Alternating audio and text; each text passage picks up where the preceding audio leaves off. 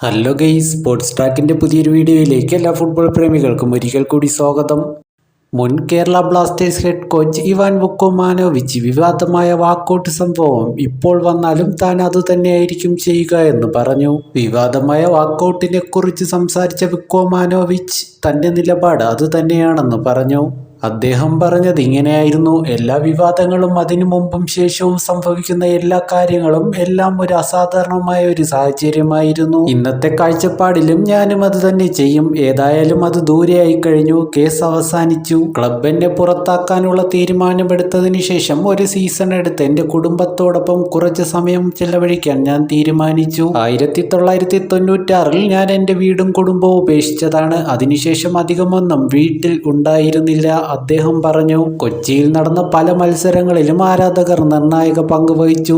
അവിസ്മരണീയമായ ചില തിരിച്ചുവരവ് നടത്താൻ ആരാധകർ ടീമിനെ പ്രേരിപ്പിച്ചു, അദ്ദേഹം കൂട്ടിച്ചേർത്തു. ഈ വീഡിയോ ഇവിടെ വെച്ച് അവസാനിക്കുന്നു. മറ്റൊരു വീഡിയോയിൽ പുതിയൊരു ഫുട്ബോൾ അപ്ഡേറ്റുമായി കാണാം.